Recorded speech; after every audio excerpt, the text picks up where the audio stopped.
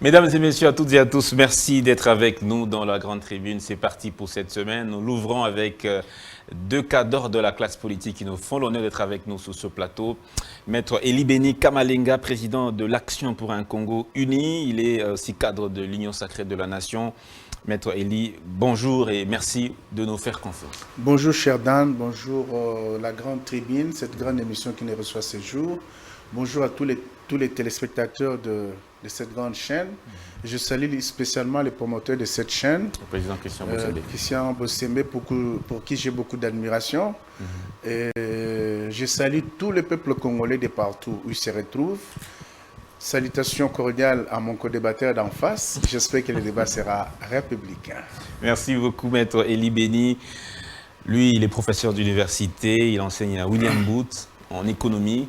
Bonjour, professeur Bobo Laboué. Vous êtes président du RPDR, le Rassemblement du peuple pour la démocratie et le renouveau, un parti politique allié à l'ESID de Martin Fayulu. Bonjour, professeur Bobo Laboué. Bonjour, Dan. Le parti politique est dans la Mouka. Dans la Mouka, tout à fait. Comme l'ESID, c'est tout aussi dans la Mouka. Dans la Mouka. Oui. Moi, je voudrais, comme d'ailleurs mon co-débatteur, remercier tous ceux qui nous suivent. Et en particulier une dame, une maman, une vieille maman qui s'appelle Iseka. Maman Iseka, c'est une dame qui habite à Lemba. C'est vraiment une militante très engagée au sein de notre parti. Je tenais vraiment à lui rendre hommage parce que c'est une dame qui fait beaucoup pour les partis. Et puis chaque fois, quand on arrive dans un réunion, non, j'ai beaucoup à dire sur elle. Maman Iseka, je vous salue. Merci beaucoup. Bobo Laboué, président donc, du RPDR. On reçoit deux présidents et deux partis politiques, l'un de la majorité au pouvoir, l'autre de l'opposition. Et donc, on va lire les quelques lignes d'actualité avant de passer au thème du jour. Voilà, premièrement, on va lire ces nouvelles. Le président Félix Tshisekedi annonce la création d'une structure qui va concrétiser sa vision de relever le défi de la revanche du sol sous le sous-sol. Il s'agira du Conseil consultatif présidentiel pour le pacte national de l'agriculture et de l'alimentation. Deuxième nouvelle, Sud Kivu, Peter Kazadi, vice-premier ministre et ministre de l'Intérieur, sursoit à la tenue des plénières à l'Assemblée provinciale ou à tout autre endroit jusqu'à nouvel ordre. Il invite les animateurs des deux bureaux et les élus à rejoindre Kinshasa pour consultation. Le sénateur Matata Ponyo souhaite être édifié par le ministre des Finances sous le paradoxe entre l'évolution économique de la RDC de 2019 à 2022 et la détérioration des conditions de vie des populations. Autre information, Bestine Kazadi, représentante personnelle du chef de l'État auprès de l'Organisation internationale de la francophonie, et Christian Bossembe, président du CESAC, ont convenu de lier les efforts pour lutter contre les discours de haine via les médias congolais. On a, en ce temps de guerre, dont seraient victimes les étrangers vivant en RDC et les Congolais originaires d'une ethnie donnée. On va prendre ces propos de M.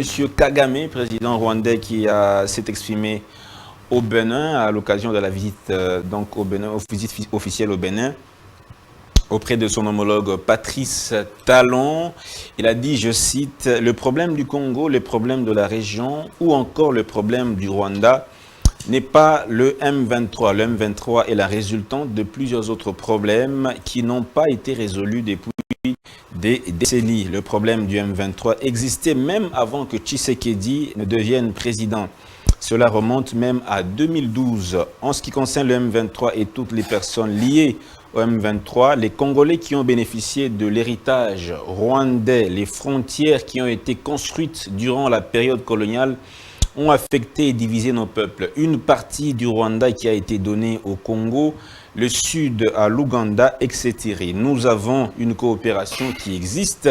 Déjà, dans ces zones, il y a déjà des liens qui existent entre les peuples. C'est évident. Vous pouvez remonter dans l'histoire. Ces problèmes vont au-delà de ma personne, au-delà de la personne du président Tshisekedi. Toutes les personnes qui étaient présentes en cette période ne sont plus là. Ça, ce sont les propos de M. Paul Kagame, chef de l'État rwandais. Voilà, le sujet du jour, on va l'annoncer incessamment, c'est justement analyse donc de cette sortie médiatique de l'opposition à Lubumbashi. On commence d'abord avec ces propos de M. Kagame, on va essayer de comprendre d'abord ce qu'il en est. Bob Olabo, je commence avec vous. Quel est votre point de vue sur cette question? Est-ce que vous pensez que à la colonisation, la RDC a pris une partie du territoire rwandais qui a été donc pris pour l'actuelle République démocratique du Congo? Une partie du territoire rwandais se trouve en RDC.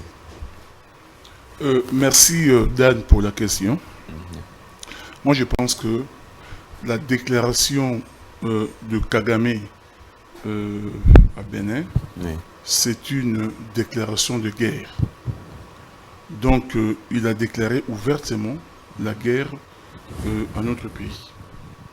Mais je vous rappelle que ce n'est pas la première fois. Déjà fin août 96-96, il y avait le pasteur Bizoumoungu qui avait fait pratiquement la même déclaration. Il avait expliqué comme quoi il faut un Berlin 2. Berlin 2 parce qu'il part du principe que en 1885, lorsqu'on avait divisé l'Afrique entre les pays européens, il y avait, comment dirais-je, une injustice, d'après lui Kagame. Il y avait une partie du Rwanda, comment dirais-je, qu'on avait attribué au Congo, mais aussi à l'Ouganda, tout cela. Donc, il s'agit une sorte de Berlin 2 pour revoir ces frontières-là. Si vous comprenez cette histoire-là, vous allez comprendre la motivation de guerre que nous avons connue jusqu'à présent. Et aujourd'hui, je pense que Kagame a dit ouvertement ce qui était caché derrière tout ce qu'on a connu depuis ces 20 dernières années. Partant de l'AFDEL, en passant par le RCD, Goma, CNDP, dernièrement 1-23, tout cela. Donc, il cherche à récupérer les territoires que, comment dirais-je, la conférence de Berlin, d'après lui, avait octroyé au Congo. Voilà la réponse. Mais maintenant, pourquoi une telle déclaration Kagame l'a fait aujourd'hui? Pourquoi aujourd'hui? Le contexte. Mais, tout simplement parce que, aujourd'hui, il faut voir les terrains conquis par le 1-23, ils sont en train de se retirer pour les remettre à l'EAC. Oui. En passant, je me pose une question. On nous dit que le 1-23 se retire et puis il accorde le terrain à l'EAC. Mais lorsqu'il se retire, on ne parle pas de désarmement. Donc il se retire aussi avec ses armes. Parce qu'on nous avait dit que le 1-23 a des armes sophistiquées, d'après le secrétaire général des Nations Unies, que même la MONUSCO ne peut pas faire face au 1-23. Donc ils ont des armes sophistiquées. Mais où sont parties ces armes lorsqu'ils se retirent? Parce qu'on ne parle pas de désarmement. Est-ce qu'ils laissent ces armes-là entre les mains de l'EAC? Ils se cachent ces armes-là, ils le ramènent au Rwanda? Ça, c'est une question qui est restée un peu en suspens. Ah, mais moi, ça m'intéresse beaucoup, savoir où sont passées les armes, où passent les armes que le EAC et que le 1-23 détient. Ou alors, ils se retirent avec leurs armes, ou alors on devait parler du désarmement. On devait les désarmer avant, justement, qu'ils se retirent. Très bien. Donc aujourd'hui, ils ont compris que le 1-23 a conquis une bonne partie du territoire, qui remet entre les mains de l'EAC. Et c'est là que Kagame intervient pour dire que voilà, la bonne partie que vous avez retirée, ça nous appartient. La conférence de Berlin, il y a eu un mauvais découpage. Il y a eu un mauvais découpage. Maintenant que cette partie se trouve entre les mains de l'EAC, entre parenthèses, les nilotiques, parce que moi je vous ai dit toujours que le EAC, c'est pas de notre affaire quoi. Le EAC, c'est une manière qu'ils ont trouvée aussi pour aller beaucoup plus vers la balkanisation de notre pays. Donc ils ont utilisé les armes, tout cela. Ils se rendent compte que ça ne passe pas trop. Il faut aller d'une manière douce par l'entremise justement de l'EAC. Donc là où l'EAC s'installe, on aura du mal à récupérer ces territoires-là, tout simplement. Parce que la MONUSCO était venue pour un mandat d'une année. Aujourd'hui, ça fait 20 ans, si pas plus, que la MONUSCO est là. Donc c'est EAC qui est venu nous aurons sérieusement du mal à le faire partir. C'est pourquoi Kagame aujourd'hui monte au créneau pour dire que cette partie-là, ça nous appartient. Vous êtes scientifique, est-ce qu'il a raison? Non, il n'a pas raison. Il n'a pas raison parce que si vous suivez l'histoire, on a notre compatriote, j'oublie son nom, un grand historien, qui a même écrit beaucoup de livres là-dessus. Et il a soutenu la thèse selon laquelle, si au contraire il y a des gens qui peuvent réclamer les terres, c'est nous. Au Rwanda. Au Rwanda. Donc le Rwanda n'a aucune terre à réclamer chez nous. D'accord. Voilà. Je donne la parole à Maître Eli.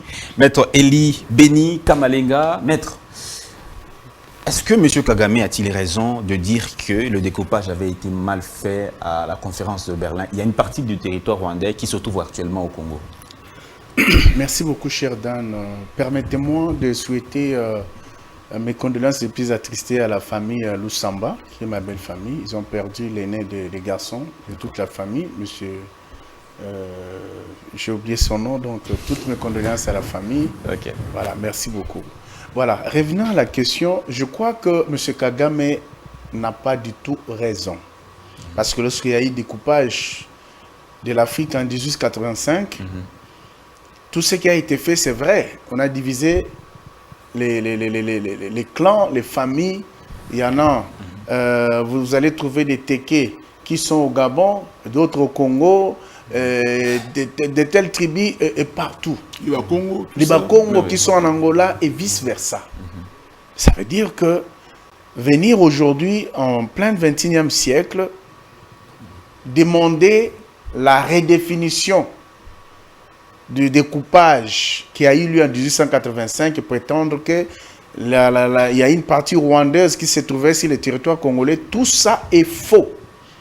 Mais par contre, il démontre aux grandes dames, aux grands jours, que les vraies raisons de sa guerre en RDC, c'est la conquête des terres chez nous. Ça, c'est un. Et de deux, lorsque le peuple congolais qui n'a pas encore compris aujourd'hui le sens du combat de Félix Tshisekedi, pour ceux qui le combattent, dans la politique de haut-toi que je m'y mette, ils n'ont pas encore compris réellement ce qui se passe et ce à quoi il est réellement engagé à ce jour face à cette guerre qui était à la fois asymétrique et puis symétrique et asymétrique. Mais aujourd'hui, on connaît les vrais agresseurs de notre pays. Mais je vais revenir sur la pertinence de ta question pour te dire que Kagame n'a pas raison. Pour la simple raison que, pour ceux qui ne le savent pas, Rwanda, dans le temps, s'appelait Ami. C'est un territoire congolais. Et il y a eu échange entre les Belges et les Allemands. Parce qu'on n'avait pas une sortie à la mer, on a cédé le Rwanda et puis on nous a donné une partie vers la sortie vers l'océan. Donc c'est pour vous dire que M. Kagame, aujourd'hui, a démontré devant la face du monde que ce qu'ils sont en train de préparer, c'est justement vouloir prendre les terres riches de l'Est de la RDC. Mais c'est que lui oublie que ce que Dieu a donné aux Congolais, c'est pour les Congolais. Il n'en aura jamais. Pourquoi? Parce que il n'a qu'à comprendre que la ligne qui conduit les minéraux, quand ça arrive à la frontière qui sépare la RDC au Rwanda, les minéraux s'arrêtent là. De l'autre côté, il n'y a rien. Dieu n'est pas dupe, il n'est pas bête, cher Dan. Un autre élément très important. Tu as appris que la carte de la RDC est à Paris, en Israël. Aujourd'hui, il y a des gens qui vont prier à cet endroit-là. Les blancs comme les noirs, les jaunes comme les rouges, ils tiennent la carte de la RDC et prient chaque jour ici, en Israël. Qu'est-ce que cela sous-entend, maître? Donc ça sous-entend que Dieu, dans sa grandeur, il peut faire des choses les plus folles. Mais en aucun jour, nous, Congolais, nous sommes allés là-bas pour aller revendiquer que cette terre où à Paris, notre carte nous appartiendrait.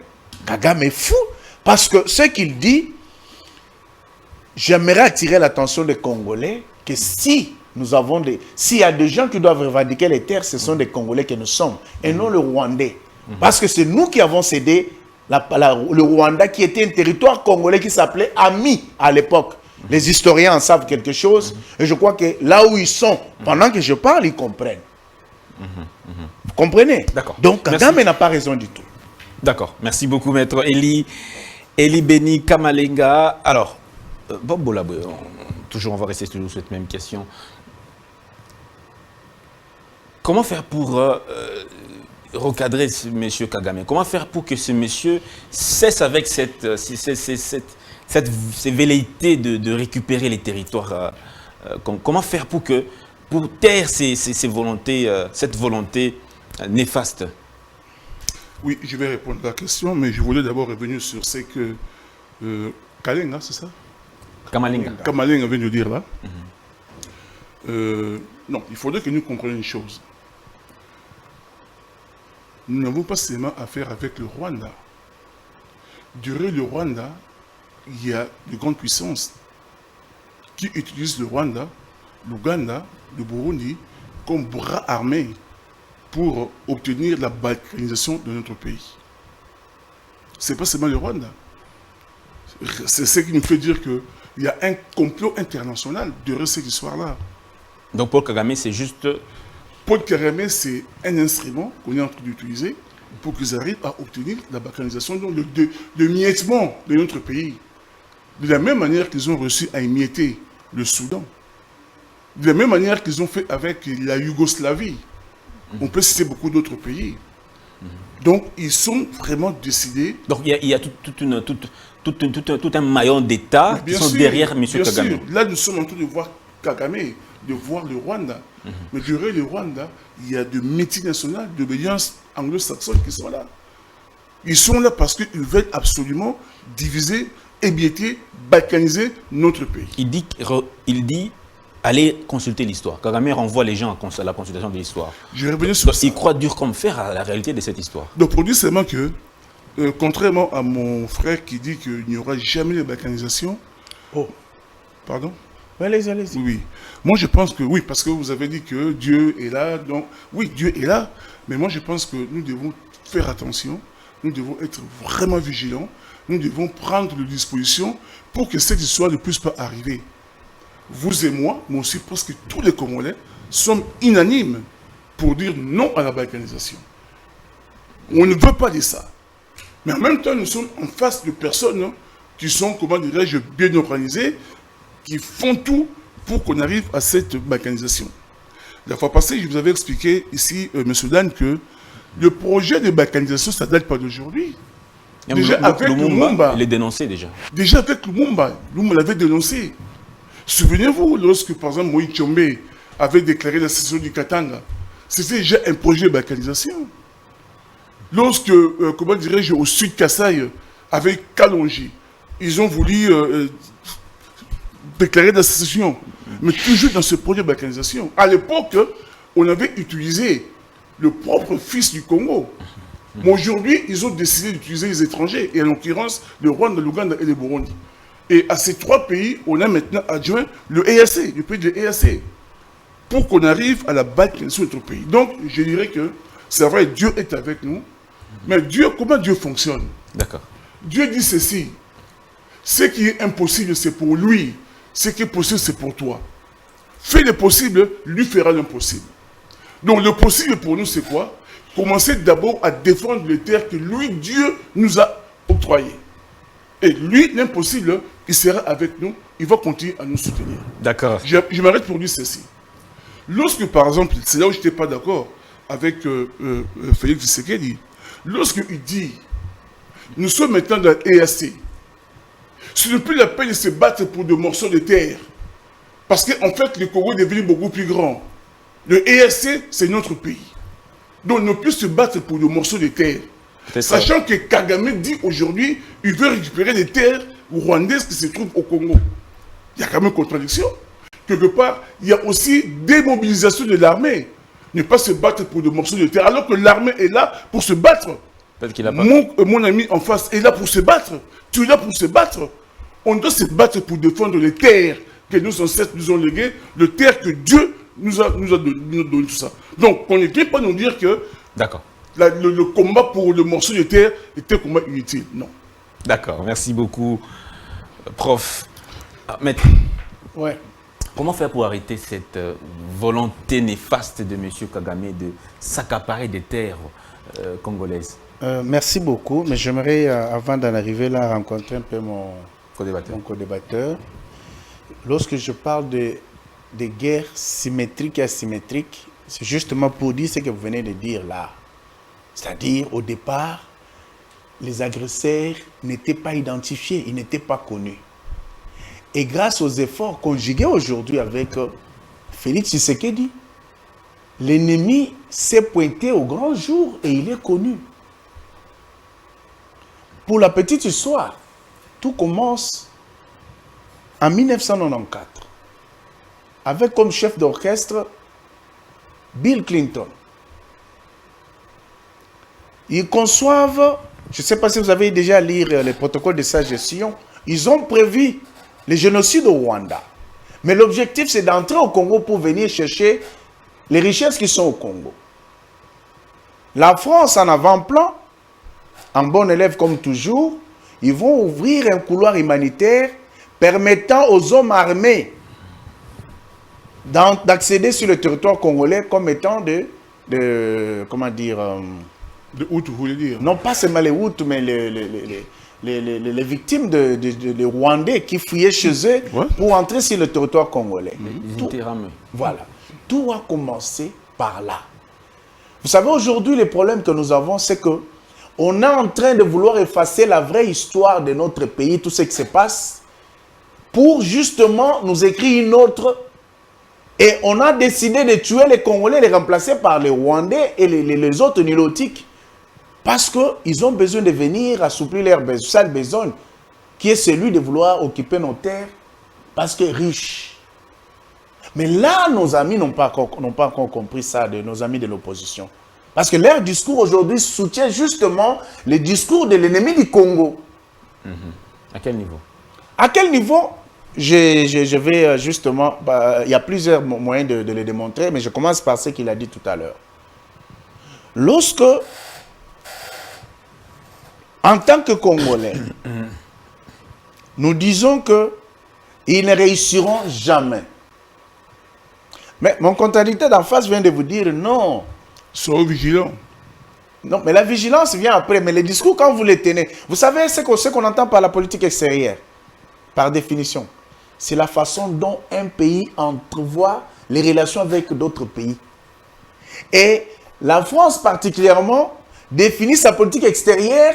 Il a des gens, la France a des gens spécialisés qui suivent tout ce que nous faisons comme débat dans les différents médias. Et ils notent. Et lorsqu'ils rencontrent les discours comme le vôtre, ils disent non, on a quand même de l'espoir parce qu'on peut subtiliser les natifs même.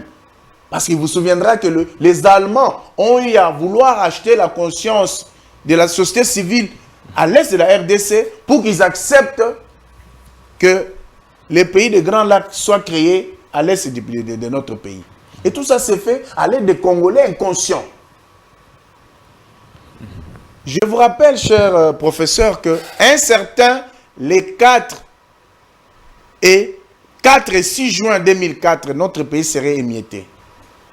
N'était le peuple qui s'est dressé comme un seul homme pour contrer l'action. Je vous dis, retenez-le.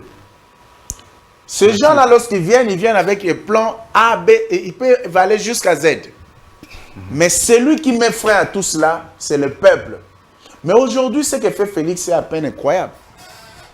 Nous analysons, ce n'est pas les Djalelo. Aujourd'hui, si notre pays, notre président était chinois, comme était l'exemple de Jinping, les Chinois allaient dire non, on arrête toute histoire d'élection, mettez-vous là, parce que vous défendez bien notre pays. Merci beaucoup. Défendez notre pays, on est derrière vous. Mais aujourd'hui, là, parlons la Mouka, je vais clôturer par là. Parce que nous parlons la Mouka, je suis en face de la Mouka. Vous avez souvent tendance à sortir les paroles de Félix dans leur contexte. Lorsque Félix dit on ne doit pas se battre pour le problème des terres, mais lorsqu'on dit que le monde est un village planétaire, ça veut dire quoi? Lorsque nous signons, nous accédons à des organisations régionales et sous-régionales, ça veut dire quoi? Ça veut dire que en ratifiant, nous devenons aussi membres des pays avec qui nous signons. S'ils ont des avantages sur le plan fiscal, douanier et autres, chaque pays en bénéficie. Ça, c'est très important. Ce sont des notions pourtant préliminaires que les gens doivent apprendre. Lorsque on ne comprend pas ces choses-là, on va justement chercher à sortir les mots dans leur contexte. Parce qu'en disant cela, Félix pense à la signature, à la ratification de la RDC par rapport au fait que il y a des avantages à l'ESC. Parce que j'ai suivi une fois notre ministre des Affaires étrangères, je termine par là, qui disait, mais on lui pose la question, mais qu'est-ce qui a poussé la RDC à adhérer dans l'EAC? Mais il dit, mais vous avez des hommes d'affaires, les opérateurs économiques congolais, qui ont demandé. Vous savez très bien comme moi que la douane congolaise est la plus chère au monde. Et cela ne permet pas aux opérateurs économiques de faire des gains. Parce que 3/4 des marchandises qui sont destinées à la RDC passent par Pointe-Noire, Mombasa, passent par les autres trucs et tout ça. Merci beaucoup. Donc il y a beaucoup à dire, mais comme c'est un débat, chers téléspectateurs, allez-y comprendre. Alors, on va lancer notre sujet du jour rapidement. Vous allez parler sans problème, je vous donnerai incessamment la parole. On va appeler ça conclave. Conclave de Lubumbashi, où 4 leaders de l'opposition se sont réunis pour se prononcer sur l'actualité en République démocratique du Congo. On va faire le résumé de ce qu'ils ont déclaré. Premièrement, la désignation consensuelle des animateurs de la CENI. Deuxièmement, la révision de la loi électorale. Troisièmement, la recomposition de la Cour constitutionnelle. La fin de l'instrumentalisation des institutions politiques, judiciaires et fiscales contre les candidats présidents. La fin des arrestations arbitraires, la libération de tous les prisonniers politiques, la fin des tueries dans le Grand Bandundu, à l'est de Kinshasa, dans le Grand Kivu, dans le Katanga et en Ituri. La conduite urgente d'un audit externe des opérations d'identification et d'enrôlement des électeurs pour la production d'un fichier électoral intègre reflétant les réalités démographiques de chaque circonscription électorale. Ils en sont déclarés notamment en ce qui concerne, je cite, cette unité. Nous unissons des idées pour l'obtention d'un scrutin électoral inclusif, impartial et apaisé. Nous appelons à la population congolaise à résister.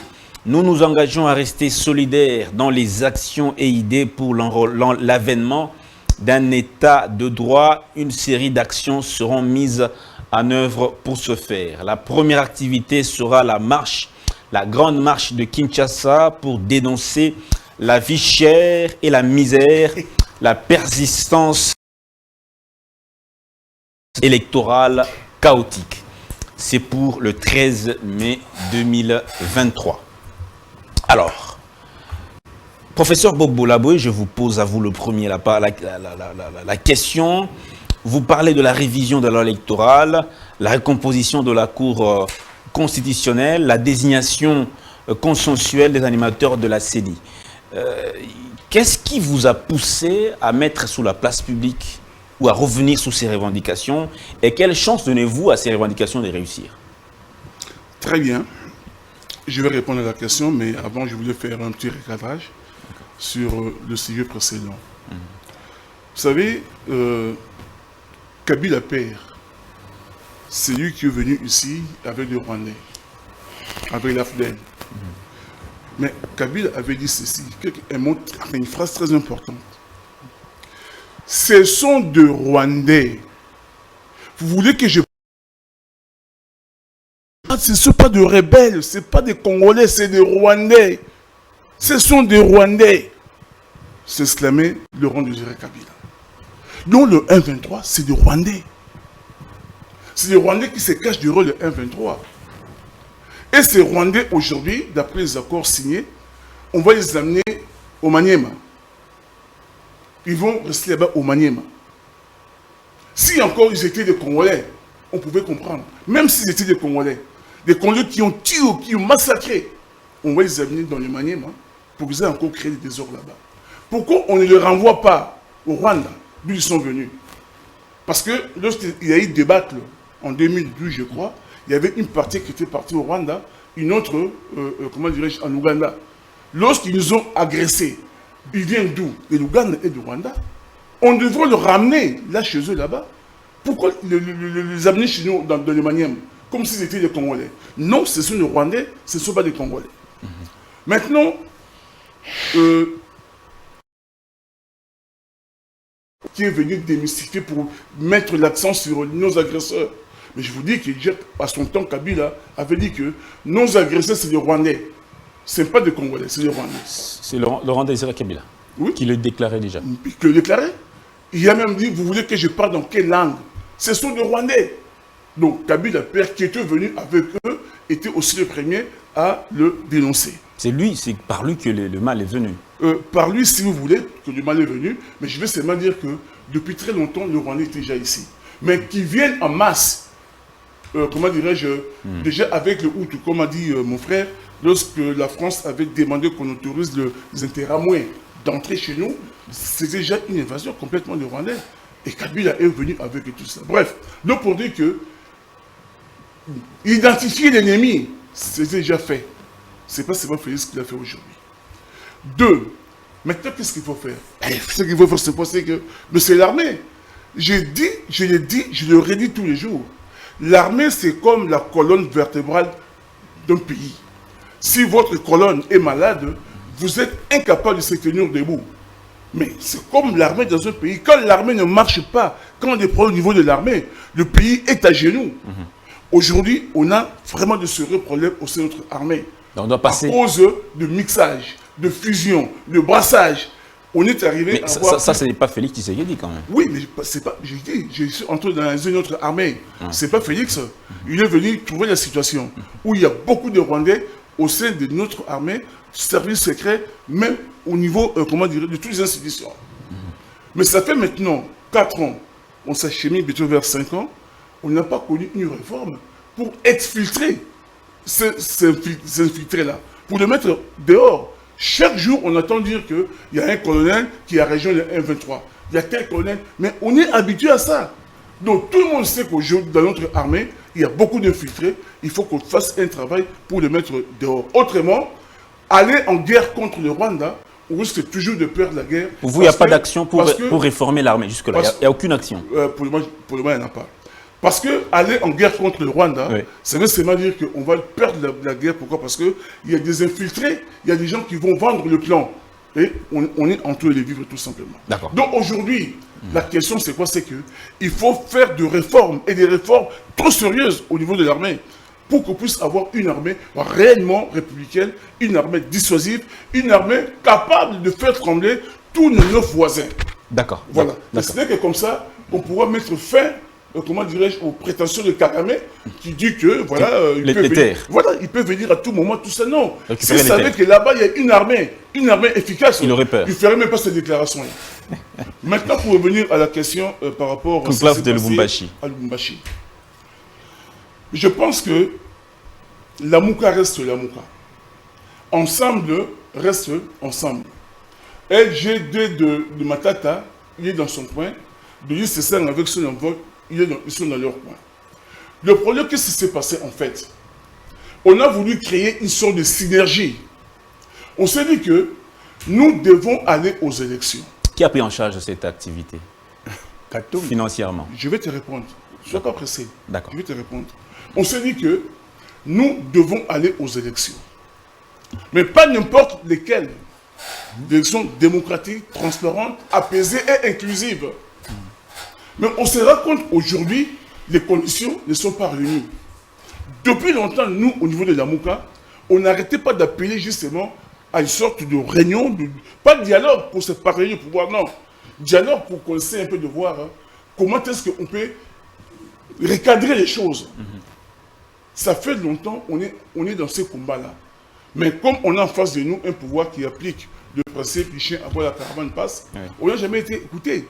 Raison pour laquelle d'ailleurs, souvenez-vous, Fayoulou était même parti créer le bloc patriotique Parce qu'on s'est rendu compte que, puisqu'on n'est pas écouté, plus on sera nombreux, plus on sera écouté. En une minute. En une minute. Oui. Est-ce qu'aujourd'hui, vous seriez, vous, de décider, bon, pas décider de la Mouka, qui soutenait Martin Fayulu, est-ce que vous seriez capable de soutenir la candidature unique de monsieur Matata Pogno ou bien Sesanga, si, au cas où vous mettez ensemble pour une candidature commune? Est-ce que vous pourriez soutenir quelqu'un comme Matata? Mais justement, non, on n'est pas là, parce que ce n'est pas l'objectif. Vous ne pouvez pas soutenir quelqu'un comme Matata? La Mouka, nous avons notre candidat qui s'appelle Martin Fayulu. Ok?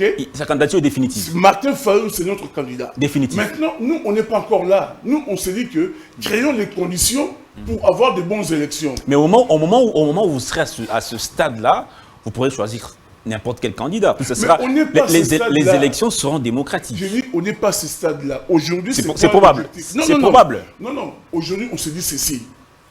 Mettons-nous ensemble pour obliger l'Union sacrée à revenir sur de bons sentiments, qu'on arrive à avoir de bonnes élections. Merci. Mieux vaut avoir de bonnes élections que de mauvaises élections, parce que ça risque de créer le chaos. C'est pourquoi on a créé un cadre, juste un cadre, pour se battre.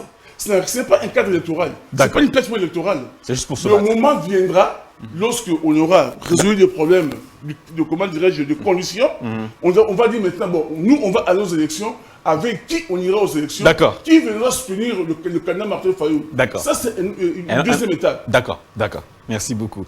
Maître Eli Beni Kamalenga, vous avez aussi lu les revendications de l'opposition. Quelle est votre lecture? Merci beaucoup, Dan. Je crois que avant d'arriver là, j'aimerais quand même toucher un petit mot sur ce que je n'avais pas, que j'estime être très très important, parce que Kagame, en parlant de terres, il situe le problème vers l'année 2012. Et vous comprenez que tout est clair, parce que c'est l'année 2012. Non, pas 2012. Il avait dit que depuis longtemps, Félix... Non, il situe que le problème a commencé même depuis 2012. Suivez très bien Kagame.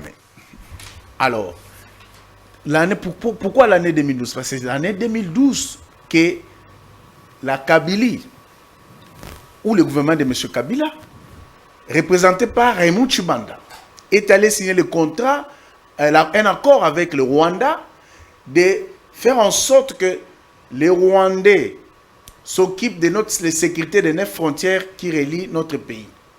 Le Rwanda. Le Rwanda. Les accords que M.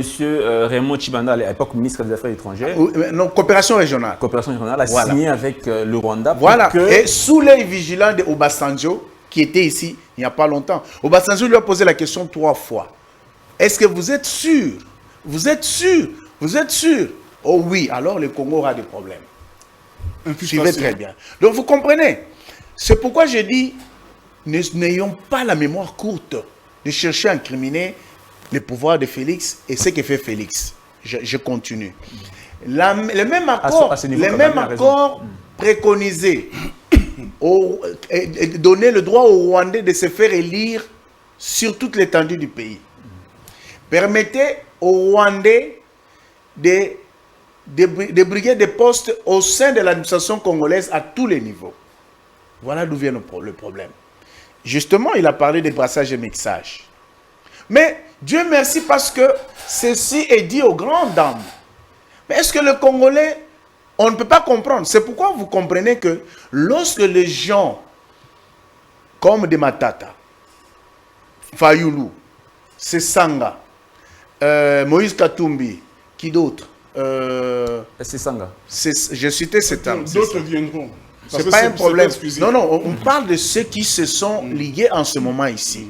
Lorsqu'ils se réunissent, pendant que notre pays est attaqué, pendant que notre pays traverse sa période la plus difficile, ils n'ont même pas condamné le Rwanda, ils n'ont même pas condamné le M23 dans leur discours. Ils vous disent que l'on doit obligatoirement, avoir la désignation qui soit consensuelle des animateurs de la CENI. Voilà, restons d'abord là-bas. Je veux prendre chaque personnalité, si tu me permets. Il n'y a pas de souci. Commençons par M. Sesanga. Sesanga est parmi avec le G13 à l'époque, les personnalités sont parties, ça s'appelle comment encore? En vol. En vol, ils ont pris l'initiative de cette loi électorale que nous avons ici. Ils ont pris, non, attendez, ils ont pris les projets de loi, n'est-ce pas? Et ils ont fait passer ces projets de loi à toutes les forces politiques et vives de la nation et qui s'en sont accaparés. C'est-à-dire chacun a donné ses amendements à l'époque. Tu comprends? C'est-à-dire que lorsqu'ils ont chacun apporté ses amendements, les tribunes qui est valable pour voter, amender les lois, ça se trouve être les parlements. N'est-ce pas? Maintenant, on vous parle de la consensualité. N'est-ce pas? C'est-à-dire ce qui nous renvoie au consensus. Mais si toutes les forces vives de la nation ont eu à donner l'air, à apporter des amendements sur cette loi, est-ce qu'on parle, quand on vient parler à nouveau de consensus, vous comprenez, on a affaire à quel type de personnes? C'est comme ça que je dis, science sans conscience, ce n'est que ruine de l'âme, cher ami. Donc, ce n'est pas le professeur qui est en face de moi qui va me contredire. Ils se plaignent que cette loi électorale a été vidée. Non, mais c'est ça l'erreur. Parce que c'est ça, on se trouve être justement un député national qui n'est pas à sa première expérience. Alors, vous êtes juriste, vous dites juriste. Oui. Quel est le mode de désignation des membres de la Cour constitutionnelle? On sait qu'ils viennent des 3 institutions. Tout à fait. Oui, mais comment se fait la désignation Non, mais il y a les parlements qui proposent, et puis il y a la présidence de la République, et puis il y a les cours et tribunaux. Alors comment ça va se passer si on peut revenir encore sur cette question? Comment on peut faire? Non, mais c'est justement ce que je suis en train de chercher à vous dire. Il faut qu'on revienne au Parlement. Donc vous comprenez que cette association, que moi je peux essayer de traiter d'un conglomérat d'aventuriers, permettez-moi, parce que vous comprenez que, mais cher professeur, je crois que vous serez d'accord avec moi. Moi, j'écris un texte, je vous donne pour amendement, n'est-ce pas? Je donne à Dan, il amende le même texte. Et tous nos amis qui sont dans cette pièce, chacun apporte du sien. Y a-t-il consensus ou non? Et lorsque vous venez demander consensus, donc vous comprenez tout simplement que c'est une distraction. À ce qui concerne ce sang-là, je prie ce premier élément-là. Et pour aller plus loin, je touche M. Martin Fayoulou, qui est en partenariat avec le cher professeur Bobo. Est-ce que vous savez que Martin Fayoulou a envoyé régulièrement les gens à la CENI, qui est un des éléments se trouvant être la pomme de discorde entre lui et M. Mozito. Il a envoyé les gens à la CENI, Blaise Moniz, dit ou un autre, des personnes, sans que Fayoulou, sans que Mozito ne les sache, mais il a envoyé les gens à la CENI. Et on va se moquer de qui? Il y a des représentants de l'ECID. Il y a les représentants de l'ECID, comme il y a les représentants du PPRD, Didi Manar et Agé Matembo. Donc c'est pour vous dire que, cher ami, il ne faut pas distraire cette population. D'accord. Il ne faut pas distraire la population. Merci beaucoup. Et lorsque on doit écoutez, oui. On doit, dans notre pays, merci beaucoup. Lorsqu'on prend, aujourd'hui, M. Dieudonné Kalouba est vice-président d'une organisation merci beaucoup. Internationale très très importante. Merci beaucoup. Merci. Permettez-moi. Concluez. Concluez,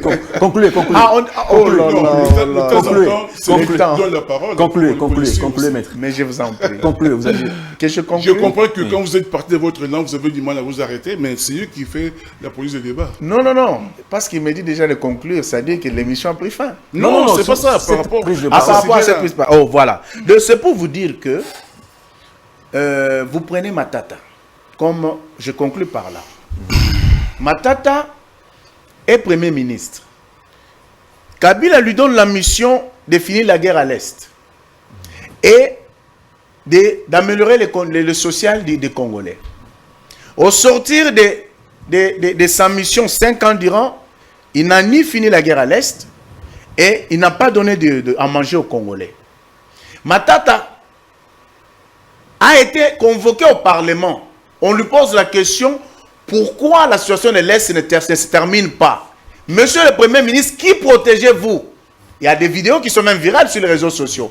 On demande à Matata: qui protégez-vous? Maintenant, lorsque Matata se rassemble avec ces groupes ici, entre autres éléments, ils disent non, l'amélioration des conditions de vie sociale des populations. Mais on se moque de qui? Dites-moi, on se moque de qui? La vie chère. Donc c'est pourquoi qui? Dites-moi, on se moque de qui? Donc c'est pourquoi j'ai dit, ah voilà, la vie chère. Aujourd'hui, cher Dan, je termine par là. Je sais qu'il y a beaucoup à dire, mais le temps ne nous permet pas, c'est la télé. Aujourd'hui, les Français vous consomment, le professeur vit en Europe, il a vécu là-bas. Aujourd'hui, les Français consomment les produits périmés. Ce qui, il y a 10 ans, 5 ans, était impossible parce que tout ce qui était périmé était envoyé aux Africains. Alors, merci beaucoup. Dites-moi, cher professeur, dites-moi, monsieur Dan. Oui, oui, je donne la parole. Lorsqu'on parle de vie chère, lorsqu'on parle de conditions sociales, parce que la situation sur le plan social est chaotique sur le plan mondial. Alors, ne venez pas nous distraire. Très bien. Professeur, voilà, je veux seulement dire que répondez un peu à cette... La loi du Tundu là, a été complètement vidée de toute sa substance.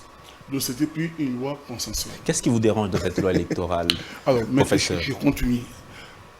Mon frère qui j'allais même voilà, dire un mot là, mais comme mon frère qui dit que voilà, je vais répliquer. Nous au niveau de la Mouka, on a désigné personne au niveau de la CENI.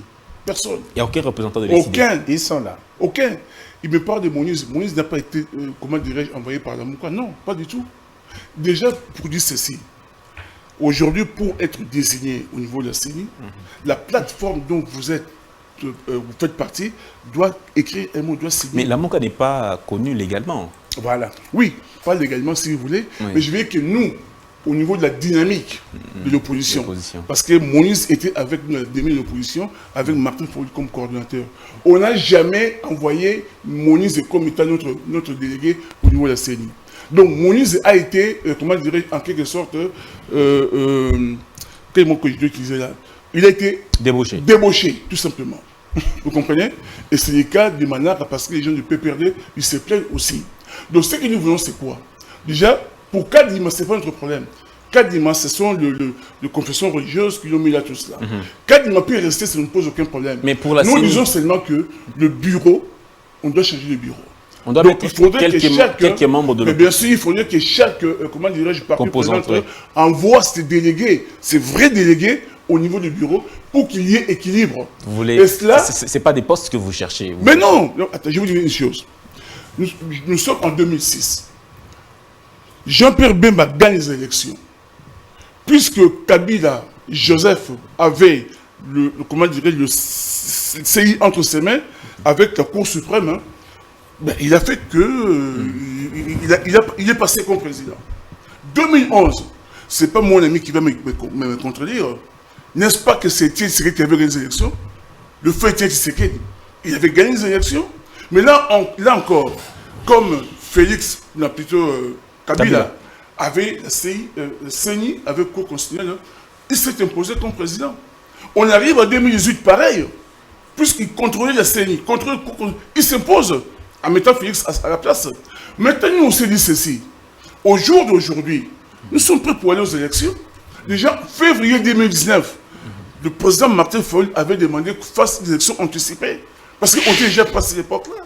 Nous disons que nous sommes prêts pour aller aux élections. La preuve... Qu'est-ce qu'il faut pour que vous acceptez les membres de la Cour constitutionnelle? J'arrive là. La preuve, nous avons appelé le peuple à s'enrôler massivement parce que nous sommes prêts à nos élections. Seulement, nous disons ceci. Nous ne voulons pas n'importe quelles élections crédibles, transparentes, tout cela. Or, on se rend compte qu'aujourd'hui, les conditions de crédibilité de ces élections ne sont pas réunies. C'est pourquoi on ne cesse d'appeler de parties prenantes autour d'une table, qu'on essaie de discuter, qu'on mette le point sur le i, pour que chacun soit satisfait, justement, chacun aille aux élections, le cœur plus ou moins calme. Or, ce n'est pas le cas aujourd'hui. Est-ce que si on va aux élections, on va dans un dialogue aujourd'hui, on peut respecter le délai constitutionnel? Non, on peut le faire parce que quand on parle de la CENI, ça peut prendre une semaine, ce n'est pas une question de mois. Parce qu'on va envoyer des experts de chaque, comment dirais-je, composante. Ils seront là, qu'est-ce qui ne va pas, qu'est-ce que vous réclamez? Ils sont là, des techniciens. Ce n'est pas des politiciens qu'on va envoyer. Ça peut prendre une semaine, on règle ces problèmes-là, tout simplement. Et puis on remplace quelques membres. Mais bien sûr. Donc pour dire, c'est vrai qu'au jour d'aujourd'hui, on a affaire avec une CENI, comment dirais-je, entre les mains de Félix et de l'Union sacrée. Quand, par exemple, vous apprenez qu'on est en train d'enrôler les enfants, quand vous apprenez, par exemple, que des kits, on les retrouve dans des maisons des gens de l'Union sacrée. Mais tout cela, mais quand vous parlez ça fait confusion. Pour finir, quand vous parlez d'arrestations arbitraires, afin des arrestations arbitraires, libération de tous les prisonniers politiques. Mais vous savez, par exemple, aujourd'hui, vous faites allusion à qui a été arrêté arbitrairement. Jean-Marc Kaboun, aujourd'hui, par exemple, qu'est-ce qu'on lui reproche? Jean-Marc Kaboun, il est où? Il est en résidence surveillée, mais où? dans la prison de Makala. Vous trouvez ça normal? Non, c'est pas normal. Donc on peut dire que la justice est utilisée aujourd'hui pour mettre les gens des hommes politiques en prison. Par exemple, merci beaucoup. Quand on prend les cas aujourd'hui, Bisséyele, on dit que pour finir, il est sorti. On vous dit par exemple que mais tous ces de l'Union sacrée qu'on avait arrêtés, ils sont dehors. Merci c'est beaucoup. aussi l'utilisation de la justice, comment dirais-je, pour des fins politiques. Merci beaucoup, professeur. Donc c'est pour dire seulement que je prends la parole. Nous disons ceci. Termine. Oui. Nous disons ceci. Nous, lorsque par exemple mon collimateur dit que par rapport à la vie chère, écoutez mon frère, Kabila a détruit ce pays. On ne devrait plus parler de Kabila. Mais aujourd'hui, quand tu attends les mamans dire qu'on était mieux au temps de Kabila, il y a de quoi se poser des questions. Parce qu'aujourd'hui, effectivement, aller faire un tour dans les marchés. C'est le cas. Aujourd'hui, le cadre macroéconomique a complètement déstabilisé au point que le dollar, le fait que, comment dirais-je, prendre de volume par rapport à notre monnaie. Parce qu'on voit très bien que le flambé des prix, tout cela font que la misère accroît davantage. Merci Donc, beaucoup. On doit parler quand même, non? Oui, merci beaucoup. On doit appeler le peuple congolais à prendre conscience, non? Merci beaucoup. Voilà. C'est pourquoi le 14 mai, on a demandé à ce que le peuple sorte dans la rue pour dire que... Le 13. Voilà. D'accord. Merci le 13 beaucoup. mai. Merci beaucoup, professeur. Maître Eli Beni Kamalinga, dans quel cadre enregistrez-vous ces revendications quand on parle de la fin des arrestations arbitraires? Il a parlé de Jean-Marc Kabound. Un exemple de cela, je peux citer d'autres. Il a parlé du cas de Jean-Marc Kabound, la libération de tous les prisonniers politiques, la fin des tueries dans les grands Bandundu, l'Est de Kinshasa, les grands Kivu, dans le Katanga et en Ituri. Dans quel cadre enregistrez-vous ces revendications? Je crois que lorsqu'on n'a pas de discours, on peut s'évertuer à enregistrer quelques phrases parce qu'on doit combler les vides, dire qu'on a été fait quelque chose quand même. Parce qu'aujourd'hui, comme ce n'est pas le professeur qui va me contredire, il n'y a pas de discours aujourd'hui auprès de nos amis de l'opposition. Depuis que Félix est au pouvoir, vous avez remarqué qu'il n'y a que les gens de sa cour qui ont été arrêtés pour détournement ou autre infraction des droits communs. Kabound, dont il fait allusion, il est de la cour de Tshisekedi. C'est un Congolais, mon frère. Qui Bisselele. Bisselele. C'est un collaborateur de Tshisekedi. Vous comprenez? Il y a eu l'ancien ministre de la Santé, il y a eu le monsieur Kamere. Toutes ces personnes ne sont pas membres de l'opposition. Mais parce qu'ils ont enfreint la loi. Justement, ils ont été appelés à subir la rigueur de la loi. D'où Alex c'est de l'ex. Donc, ce que nous dit le professeur, je crois qu'il tape à côté parce qu'il n'y a aucun opposant. Il peut me citer quel est cet opposant de renom dans ce pays qui serait en prison. Il n'y en a aucun. Ça, c'est... Kabound n'est pas de vôtre, monsieur. Mais je m'en Kabound. Non, Kabound... Mais vous étiez en train de jurer à Kabound hier. Kabound n'est pas un membre de votre opposition, mais c'est un membre de la cour de Tshisekedi. Je vous donne un autre exemple pour voir que le monde est fou. C'est un fils d'épaisse. Oui, le monde est fou. Vous avez eu les combats entre M. Kabambi et le secrétaire permanent adjoint du PPRD. Ils se battent dans leurs histoires propres. Mais c'est Kambere. Mais qu'est-ce que Kambere nous fait comme montage? Il nous parle de l'arrestation arbitraire qui sera arrêtée par le pouvoir. Alors qu'il s'est battu, il a cassé la bouteille sur la tête de son camarade Ardan Kabambi, qu'il a blessé grièvement, et ça s'appelle coup et blessure. Vous comprenez? Il a arrêté pour avoir commis cette infraction. Mais qu'est-ce que Kambere dit? Je l'ai suivi même dernièrement sur une tribune de Radio Okapi. Il dit qu'il a été arrêté par le pouvoir Tshisekedi. Vous comprenez que le peuple a déjà compris.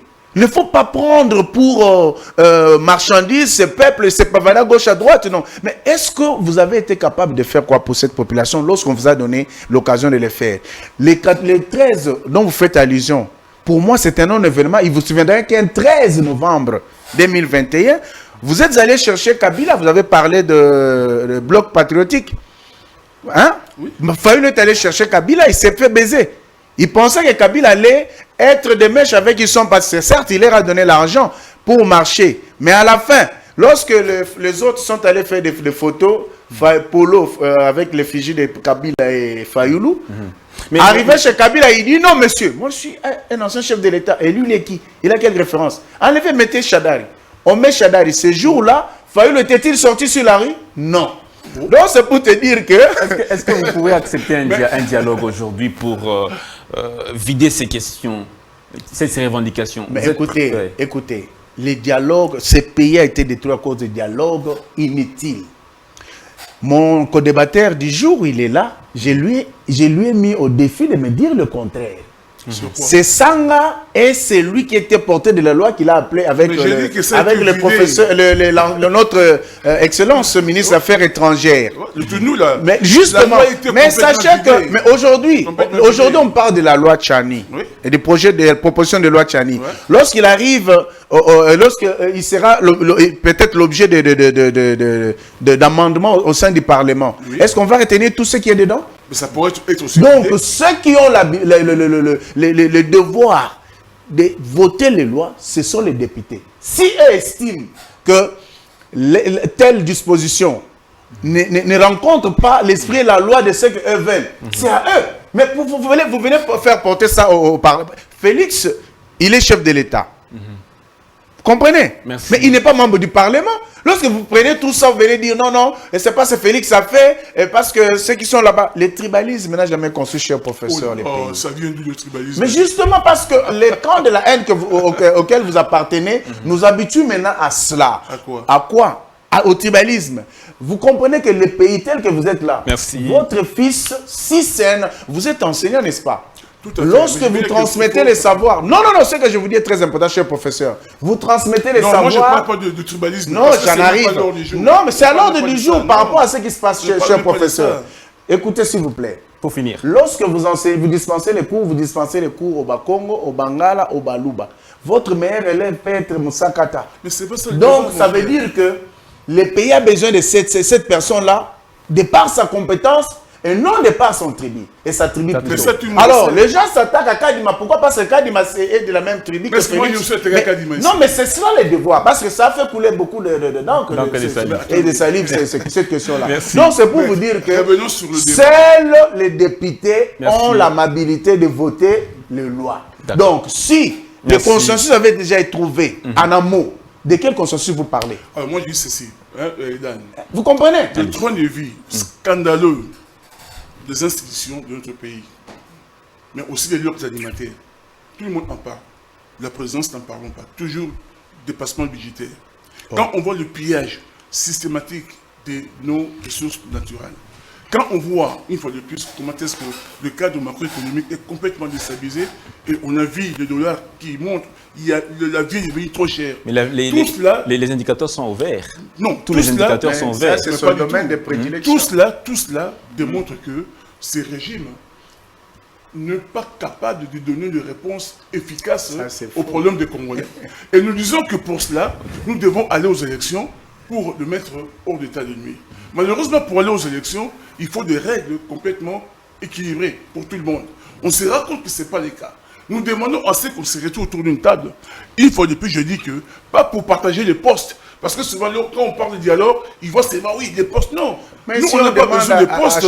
Nous voulons tout simplement discuter, mais parce que tout ce quand vous prenez par exemple au niveau de la CENI, nous, on a envoyé personne au niveau de la CENI. On dit que vous avez envoyé Moïse. Non, Moïse n'a pas été envoyé.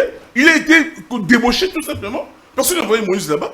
Et lorsque le PPRD eux-mêmes disent qu'on n'a pas envoyé Manara, ils le disent eux-mêmes. Pourquoi vous voulez dire que c'est faux? Mais moi, je vais vous surprendre une chose. Est-ce que c'est normal qu'une personne qu'on prétend n'avoir pas été envoyée et qu'on lui envoie des listes de gens pour engager? Mais quelle liste non, nous, on y va. Lorsque Chadari envoie des gens là-bas pour être votés, ça veut dire qu'ils n'ont pas de lien. Moi, je vous parle. Moi, je connais un député qui était là. Je connais un député national qui était là, interné même quelque part pour la CENI. Mais on lui a dit, viens, au PPRD, ils lui ont préparé la démission eux-mêmes. Viens signer ici. Et puis, c'est Manara qui part. Il ne faut pas nous raconter des histoires. Le peuple congolais, professeur, le peuple congolais, c'est un peuple aujourd'hui qui a compris que l'opposition de la RDC n'existe pas. Je ne vais pas me pouboner, je ne vais pas dépenser mon énergie pour vous parler, je passe, c'est pas bon. Oh, excusez-moi, prof. Je parle, vous m'écoutez. Revenons. Voilà, ça sera mieux comme ça. Et puis, les gens qui me suivent pourront très bien comprendre que nous sommes en train de parler. Excusez-moi. Je vais seulement dire une chose. Nous, au niveau de DO, des milieux de l'opposition, dont faisait partie Moïse, on n'a jamais écrit une lettre pour l'envoyer là-bas. Il est parti de lui-même. Ou alors débauché, tout simplement. Le cas de Manara, je ne parlais pas beaucoup sur ça parce que je ne connais pas trop bien. Mais le cas de Moïse, ça, je peux vraiment vous dire qu'on ne l'a jamais envoyé. Et c'est que nous réclamons. Pourquoi, si on l'avait envoyé, pourquoi on réclame justement qu'on envoie d'autres personnes? Pourquoi? Parce qu'on reconnaît que lui, on ne l'a pas du tout envoyé. En résumé, qu'est-ce que nous voulons? Nous voulons avoir de bonnes élections, que d'avoir des élections chaotiques qui pourraient amener des contestations, beaucoup d'autres problèmes. On a souffert de ça depuis 2006. À chaque fois, le peuple, selon l'article 5 de la Constitution, ils élisent Dan, on leur présente Bob. Non, on ne veut plus de ça. Nous voulons que les élections soient crédibles, démocratiques, transparentes, apaisées et inclusives. C'est-à-dire qu'il ne faudrait pas qu'on arrive à écarter certains candidats pour des raisons XY. Nous voulons que tout le monde soit partant et si le peuple ne veut pas de vous, on ne vous vote pas. Maintenant, est-ce que c'est possible? Oui, c'est possible. Est-ce qu'on va vers une candidature commune?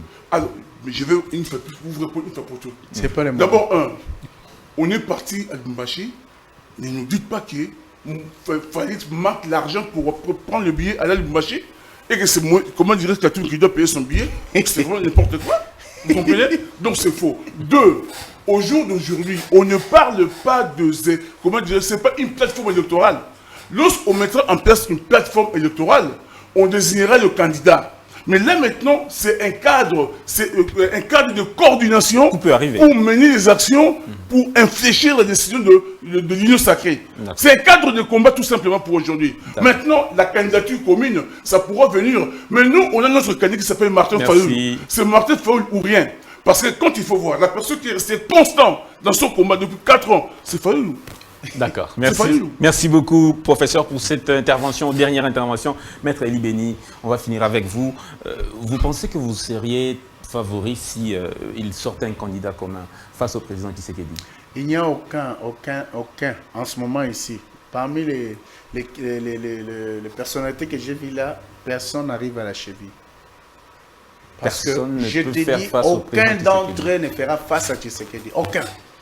Parce que si seulement ces gens étaient sérieux... Quels sont les éléments déterminants qui donnent la prééminence au président Tshisekedi? Voilà, c'est une très bonne question. Le bilan aujourd'hui de Félix, qui est très éloquent, vous comprenez? Parce que c'est dans une minute que l'émission prend fin. Mais je te dis, en tenant compte des réalisations de Félix aujourd'hui, le fait qu'il ait pris à bras le corps les combats face aux Occidentaux, face aux voisins qui combattent notre pays, qui veulent balkaniser notre pays, il a le soutien du peuple. Tout à l'heure, il a dit quelque chose, je ne l'ai pas ramassé, mais permettez à l'occasion que je le dise.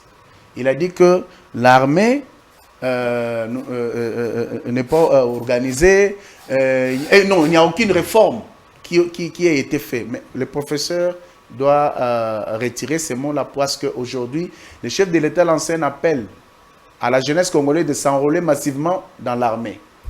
Et aujourd'hui, il y a des jeunes qui se sont enrôlés massivement au sein de l'armée. La Kabylie a détruit systématiquement toutes les installations de base partout sur l'étendue de la RDC, là où on formait la police et l'armée. Mais Félix est en train de réhabiliter tout ça. Félix est en train de rendre dans le patrimoine de l'État tout ce qui était sorti indûment. Il y a les actifs pétroliers miniers vendus par Adam Gettler, par Mozito, qui est leur partenaire. Et tout ça a été rendu à l'État congolais. Il a résilié 12 contrats illégaux dans le domaine de l'environnement avec l'excellence F. Bazaïba, rendant à la RDC plus d'1 milliard de dollars. Aujourd'hui, dans le Conseil des Nations, les Congolais sont à nouveau éligibles, cher ami. La gratuité d'enseignement est dans ces pays. Vous comprenez? La gratuité est là. Et ils vous disent que rien ne s'est fait pour les 145 territoires, alors qu'il y a des travaux qui se font partout, il y a de la poussière partout, la RDC est devenu un chantier. Et vous croyez qu'en face de cela, il y a quelqu'un qui peut tenir tête? Parce que Matata, c'est plus de 6 milliards 886 millions détournés, avec 10 projets majeurs dont l'argent est sorti, pour lesquels l'argent est sorti dans l'argent est sorti dans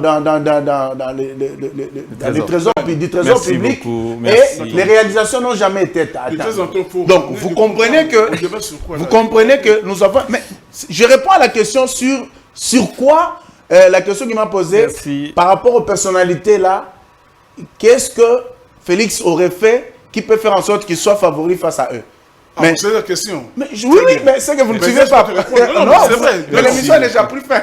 Non, je veux dire ceci. Merci. Non, moi je pense que... 30 secondes rapidement. Oui, je veux dire qu'au jour d'aujourd'hui, s'il y a une personne qui a montré sa constance dans les combats, c'est Marteau Fall. Oh là là. Il gère quoi? Personne ne m'attendait, monsieur. S'il y a une personne aujourd'hui... Ma tête, c'est une blanchisserie. Non, j'ai voulu tout simplement qu'aujourd'hui... Il a dit que Boukangalose, c'était l'escroquerie du siècle. Je ne débat pas comme ça. Et